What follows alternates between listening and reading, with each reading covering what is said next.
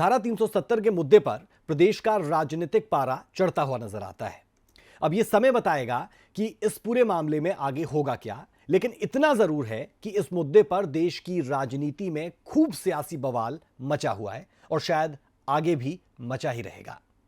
BJP धारा 370 को लेकर कांग्रेस को घेरने में जुटी है और इसका असर महाराष्ट्र और झारखंड के चुनावी नतीजों में कैसे पड़ेगा, इस पर भी जरूर नजर होगी बीजेपी की और कांग्रेस की भी। यह रिपोर्ट आपकी नजर।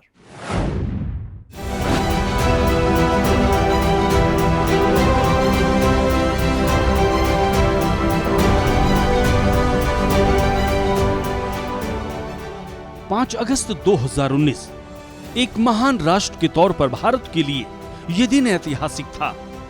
देश की संसद ने जम्मू कश्मीर से धारा 370 को खत्म कर भारत समेत पूरी दुनिया को एक संदेश दिया था। एक देश में दो विधान, दो निशान और दो प्रधान नहीं चलेंगे। सब लोग संजो कर बैठे हैं, दबा कर बैठे हैं और वो टीस जब समाप्त होने का समय आता है तो आनंद की अभिव्यक्ति को औचित्य भंग के साथ जोड़ना नहीं देते। ये देश का बच्चा बच्चा ये बोलता है, कहीं पर भी जाए, बंगाल में जाए, तमिलनाडु में जाए, गुजरात में जाए, महाराष्ट्र में जाए, उत्तर प्रदेश में जाए, कि कश्मीर भारत का अभिन्न अंग है। मैं इतना पूछना चाहता हूं, कभी हम क्यों नहीं बोलते हैं कि उत्तर प्रदेश भारत का अभिन्न अंग है? कभी हम क्यों नहीं बोलते हैं कि पंजाब भारत का अभिन्न अंग है? कभी क्यों नहीं बोलते तमिलनाडु भारत का अभिन्न अंग है? वो इसलिए बोलना पड़ता है सभापति महोदय कि 370 ने इस देश और दुनिया के मन में एक शंका आरोपित की थी कि कश्मीर भारत का अंग है या नहीं है। संविधान के अंदर इसकी बड़ी क्लैरिटी है, मगर जनमानस के अंदर, दुनिया के अंदर एक संशय था। और मैं आज बधाई देना चाहता हूं प्रधानमंत्री जी को कि उनके साहस के कारण आज ये कलंक हमसे था। मैं बताना चाहता हूं सभापति महोदय कि धारा 370 आज इस सदन के आशीर्वाद से समाप्त हो जाएगी और एक क्षण देश के इतिहास में सुवर्ण अक्षर से लिखा जाएगा। और मैं आज फिर से एक बार मेरे नेता और देश के प्रधानमंत्री की दृढ़ राजनीतिक इच्छा शक्ति को सत सत नमन करना चाहता हूं। जिस दृढ़ राजनीतिक इच्छा शक्ति के साथ उन्होंने साहस का परिचय दिया और धारा 370 को हमेशा के लिए खत्म कर दिया। संसद में अमित शाह के इस तेवर को देखकर देश और दुनिया के लिए यह अंदाजा लगाना बेहद आसान था कि जम्मू कश्मीर में धारा 370 अब बीते दिनों की बात हो गई है। लेकिन जम्मू कश्मीर की क्षेत्रीय पार्टियां इसे लेकर समय समय पर अपनी आवाज उठाती रही हैं और इसमें उन्हें कांग्रेस का पूरा सहयोग मिला है। यही वजह है कि अब जम्मू कश्मीर विधानसभा से धारा 370 वापसी का प्रस्ताव पास हुआ है। बीजेपी के तमाम नेता कांग्रेस का स्टैंड जानना चाहती हैं। देश के प्रधानमंत्री नरेंद्र मोदी ने महाराष्ट्र में एक चुनावी रैली को संबोधित करते हुए कहा कि 370 को लेकर कांग्रेस देश विरोधी ताकतों की भाषा बोल रही है। मैं आपसे पूछना चाहता हूं, क्या इस देश में फिर से जम्मू कश्मीर में 370 लागू होनी चाहिए? पूरी ताकत से बोलिए ताकि कांग्रेस वालों के कान फट जाए।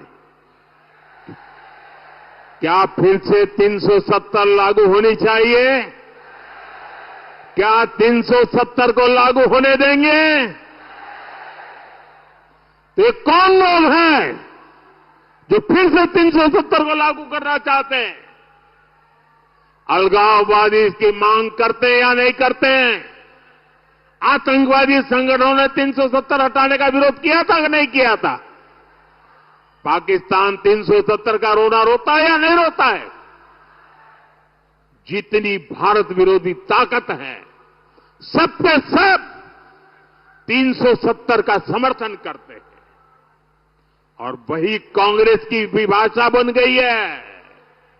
कांग्रेस वही भाषा बोलती है।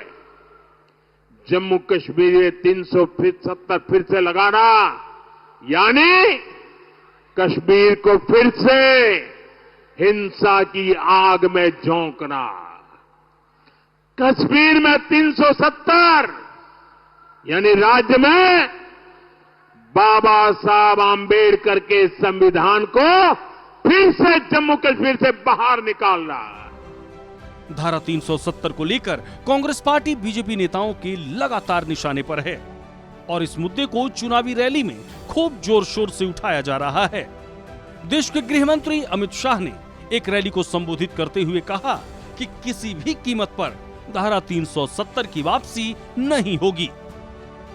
अभी अभी कश्मीर की असेंबली में मीटिंग हुई, नेशनल कॉन्फ्रेंस के साथ कांग्रेस पार्टी ने भी एक रेजोल्यूशन किया कि धारा 370 वापिस लाइए। ये कश्मीर जो है भारत का अभिन्न अंग नहीं है।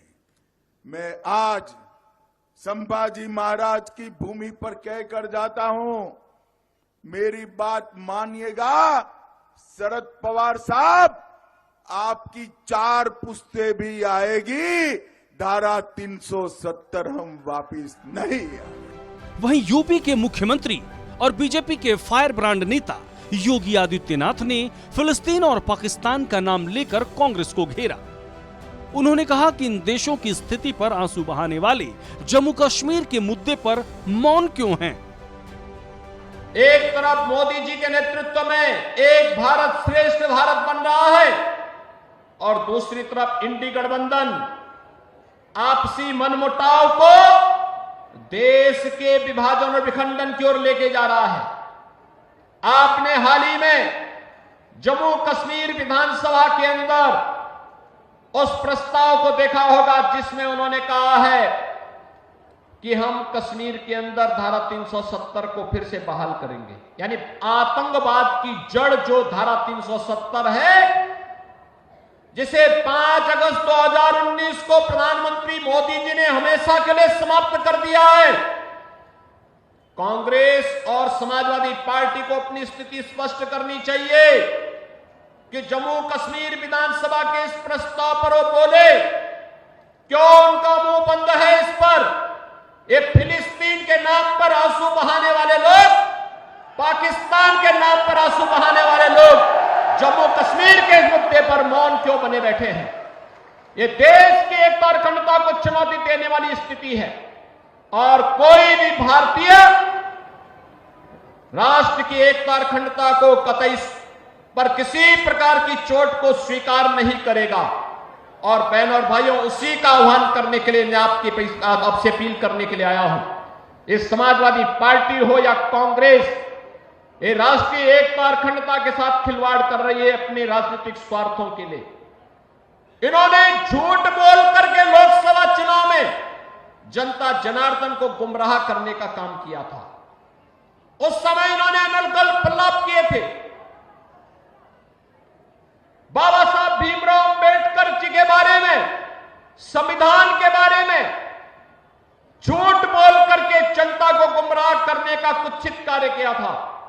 लेकिन अब तो आपके पास सब कुछ स्पष्ट हो चुका है कि कांग्रेस और समाजवादी पार्टी झूठ बोल करके जनता को गुमराह करके एक और संविधान के बारे में, आरक्षण के बारे में गुमराह कर रही थी, दूसरी तरफ खटाखट योजना से लोगों को बहका भी रही थी। लेकिन अब मैं आपसे कहने के लिए आया हूं, आपने मोदी जी का लगभग 10.5 वर्ष के कार्यकाल को देख लिया है। बाबा साहब भीमराव अंबेडकर के पंचतीर्थ बनाने का काम मोदी जी ने किया है। यानी धारा 370 को लेकर बीजेपी के तमाम बड़े नेता कांग्रेस को घेरने में जुटे हैं। तो वहीं कांग्रेस के वरिष्ठ नेता राशिद अल्वी ने भी अपनी प्रतिक्रिया में ये कहा है कि धारा 370 खत्म होना चाहिए था, लेकिन स्थानीय लोगों को विश्वास में लेकर। लेकिन मैं लगातार ये बात, आर्टिकल 370 को जिस तरह खत्म किया गया वो प्रोसेस गलत था।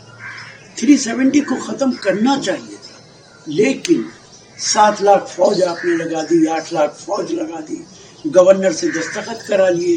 अब तो गवर्नर भी कह रहा है, जो गवर्नर आपका उस वक्त था सतपाल मलिक वही कह रहा है कि अमित शाह ने मुझे फोन करके कहा कि आप दस्तखत कर दीजिए, मैंने बगैर पढ़े दस्तखत कर दिए। आर्टिकल 370 इस तरह तो नहीं हट सकता है। आपको कश्मीर के लोगों को कॉन्फिडेंस में लेके 370 हटाना चाहिए था, ना कि वहां के नेताओं को जेल में डाल के हटाया। उसका ये रिएक्शन है। मैं पहले से कह रहा हूं, आज भी कह रहा हूं, ये जो 370 असेंबली में पास हो रहा है, अगर आपने उन लीडर्स को एतमाद में लिया होता तो आज ये रेजोल्यूशन पास नहीं होता। दरअसल जम्मू कश्मीर में नेशनल कॉन्फ्रेंस और कांग्रेस की गठबंधन वाली सरकार है। हालांकि कांग्रेस ने उमर अब्दुल्ला सरकार को बाहर से समर्थन दिया है, लेकिन चुनाव दोनों दलों ने मिलकर लड़ा था और यही वजह है कि 370 की वापसी प्रस्ताव पर बीजेपी की ओर से कांग्रेस को घेरा जा रहा है, जबकि कांग्रेस चुप्पी साधे बैठी है। और ऐसा इसलिए ताकि महाराष्ट्र और झारखंड के विधानसभा चुनावी रिजल्ट पर इसका असर ना पड़े। ब्यूरो रिपोर्ट, सूर्या समाचार।